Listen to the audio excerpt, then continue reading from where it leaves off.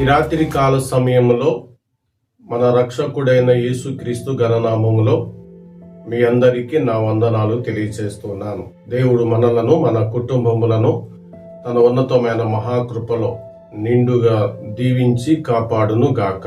ప్రభునందు ప్రియులారా, ఎలా ఉన్నారు? మన కుటుంబాలలో ఉన్న సహోదరులు, పిల్లలు, పెద్దవారు అందరూ బాగుగా ఉన్నారా అని నేను తలంచుతూ ఉన్నాను.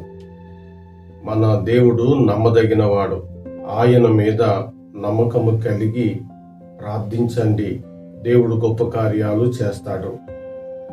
మనము మార్కు సువార్త 11వ అధ్యాయం 22 నుండి 23 వచనాల వరకు చదువుకుందామండి. మీరు దేవుని యందు విశ్వాసముంచుడి. ఎవడైనను ఈ కొండను చూసి నీవు ఎత్తబడి సముద్రములో పడవేయబడుమని చెప్పి తన మనసులో సందేహింపక తాను చెప్పినది జరుగునని నమ్మిన ఎడల వాడు చెప్పినది జరుగునని మీతో నిశ్చయముగా చెప్పుచున్నాను. మన ప్రభువుకి మహిమ కలుగును గాక. ఈ రాత్రి వాక్యము మన హృదయములలో ఆయన నింపును గాక. ప్రభునందు ప్రియులారా, మన ప్రభు మనకు చెప్పిన మాట అర్థం, దాని యొక్క తాత్పర్యాన్ని ఈ రాత్రి మీరు జ్ఞాపకం చేసుకోవాలి. ఆయన ఏమంటున్నారంటే, మీరు దేవుని యందు విశ్వాసం ఉంచండి. ఎందుకు? మనము ఎవరిని పోలి నడుచుకోవాలి? పేతురు అంటాడు, మీరు క్రీస్తుని పోలి నడుచుకోండి అని. అపోస్తలుడైన పౌలు అంటారు, నేను క్రీస్తుని పోలి నడుచుకున్న ప్రకారముగా మీరు నన్ను పోలి నడుచుకోండి అంటున్నాడు. సరే, ఇక్కడ మనం ఆలోచిద్దాం. క్రీస్తుని పోలి నడవాలి, రైట్. పేతురు గారిని బట్టి నడాలి, రైట్. పౌలు గారిని బట్టి నడాలి, రైట్. కానీ ప్రభు ఏమంటున్నారు ఇక్కడ? దేవుని యందు విశ్వాసముంచుడి. ఈ రాత్రి మీకు ఒక మర్మం చెప్తాను. ఈ రాత్రి మన అంశము పరిపూర్ణమైన విశ్వాసం. మనలో కూడా పరిపూర్ణమైన విశ్వాసము కార్యసిద్ధి కలగ చెయ్యాలని ఈ మాటలు మాట్లాడుతున్నారు ప్రభు. కాబట్టి దానికి ఒక మాదిరిని ఎవరిని చూపిస్తున్నారంటే యేసుక్రీస్తు దేవుణ్ణి చూపిస్తున్నారు. దేవుణ్ణి ఎందుకు చూపిస్తున్నారు? ఆయనలోనే పరిపూర్ణమైన విశ్వాసం ఉంది. పౌల్లో లోపాలు ఉండొచ్చు, పేతురులో లోపం ఉండొచ్చు, కానీ దేవునిలో ఏ లోపమును లేదు. కాబట్టి ప్రభు ఎవరి యందు విశ్వాసం ఉంచమంటున్నారంటే దేవుని యందు. ఎందుకు అలా చెప్తూ ఉన్నారంటే, దేవునిలో పరిపూర్ణమైన నమ్మకం ఉంది కాబట్టి, అది మీలోనికి రావాలి కాబట్టి, అది మీలోనికి వస్తే మీకు అసాధ్యమైనది ఏదీ లేదు, కొండలను కూడా పెగిలింపగలుగుతారు అని, కొండలను కూడా పిప్పు చేస్తారు అని, కొండలు కూడా మీకు అడ్డు రావని ఇట్లా ఆయన చెప్తూ ఉన్నారు. కాబట్టి దేవునిలో ఏ గుణమైతే ఉన్నదో అది దేవుని యందు విశ్వాసం ఉంచిన వారిలోనికి వస్తుందని అంటున్నారు. అందుకు చూడండి, మీరు దేవుని యందు విశ్వాసం ఉంచుడి. ఎవడైనను ఈ కొండను చూసి నీవు ఎత్తబడి సముద్రములో పడవేయబడమని చెప్పి తన మనసులో సందేహింపక తాను చెప్పినది జరుగునని నమ్మిన ఎడల వాడు చెప్పినది జరుగునని మీతో నిశ్చయముగా చెప్పుచున్నాను.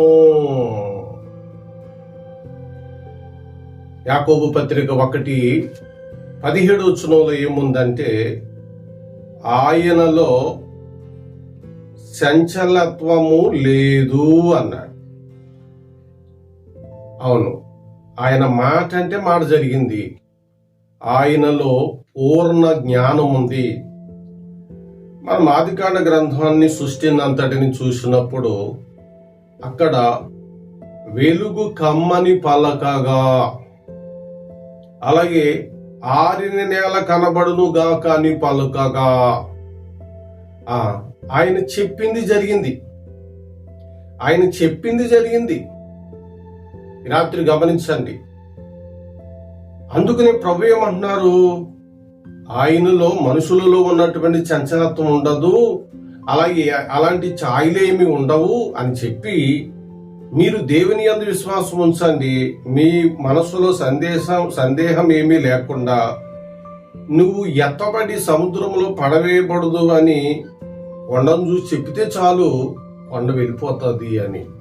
ఎందుకంటే కొండలను నిర్మించిన వాడు, భూమిని నిర్మించిన వాడు, పర్వతములను నిర్మించిన వాడు, నిన్ను నన్ను తన పోలిక చొప్పున చేసుకున్న దేవుడు, నీ పాపములు నా పాపములను తొలగించుటకు తానే కుమారుడుగా భూమి మీదికి వచ్చిన వాడు, మనందరి కొరకు చనిపోయి సమాధి చేయబడి తిరిగి 3వ దినమున మృతుల్లోండి లేచిన దేవుడు.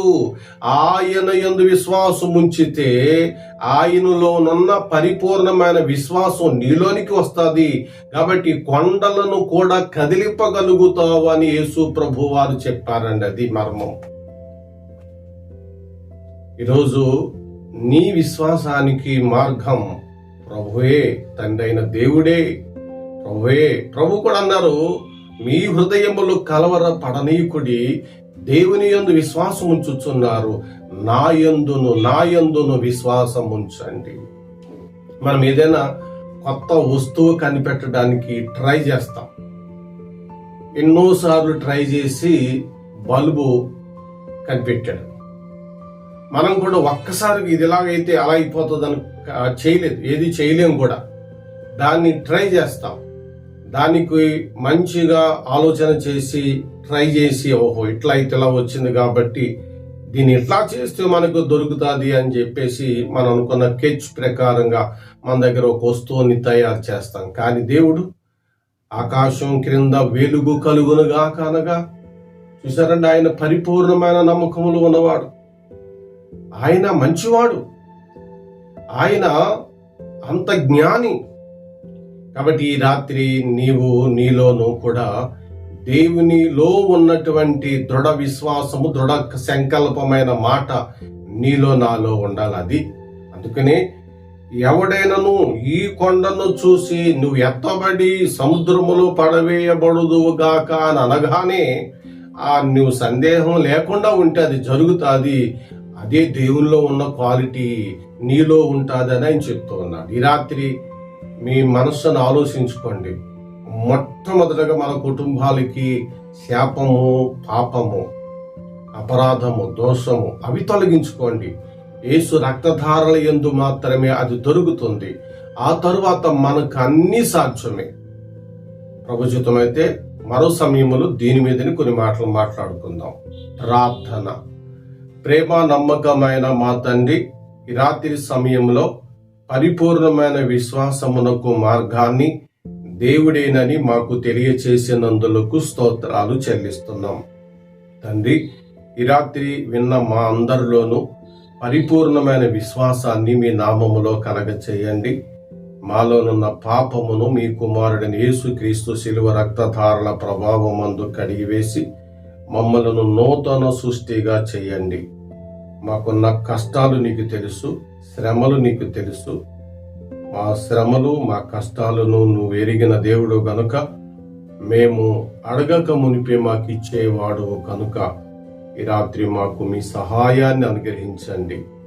ఈ రాత్రి నీ ప్రియ బిడ్డలు, యవన బిడ్డలను కొరకై ప్రార్థిస్తున్నాం. యవన కాలంలో నీ కాడిని మోసి ఆయన ధన్యులుగా ఉండుటకు సహాయం చేయండి. తమ యొక్క శరీరాలలో వచ్చుతున్నటువంటి యవన కోరికలను సంపుకొని పవిత్రముగా బ్రతుకుటకు, నిండైన భక్తి జీవితంలో ఉండుటకు సహాయపడమని ప్రార్థిస్తున్నాం. రుణ సమస్య నుంచి విడుదల దయచేయండి. ఆయన నీ బిడ్డలు క్షేమంగా ఉండటానికి, సౌఖ్యంగా ఉండటానికి, ఆగూరు అన్నట్టుగా ఎక్కువ వద్దు తక్కువ వద్దు అని అన్నట్టుగా చాలినంత ఆదాయాన్ని అనుగ్రహించండి. అలాగే చంటి బిడ్డలను ఎదిగింప చేయండి. వారికి ఎలాంటి రోగాలు, ఎలాంటి సమస్యలు లేకుండా ఆశీర్వాదకరముగా ఉండుటకు సహాయం చేయండి. ఈ రాత్రి ఒక్క పాపినైనా రక్షించండి. తన పాపములు ఒప్పుకొని రక్షణార్థమైన మారు మనసు పొందుకున్నట్టుకు సహాయం చేయండి. ఈ పరిచర్య చేసిన నన్ను దీవించండి, ఇంకను ముందుకు సాగింప చేయండి. ప్రభువును రక్షకుడైన యేసుక్రీస్తు ఘననామములో ఈ ప్రార్థన అడుగుచున్నాము తండ్రి, ఆమేన్. దేవుని దయ సదాకాలం మీకు తోడుగా ఉండి నడిపించును గాక. ఆమేన్.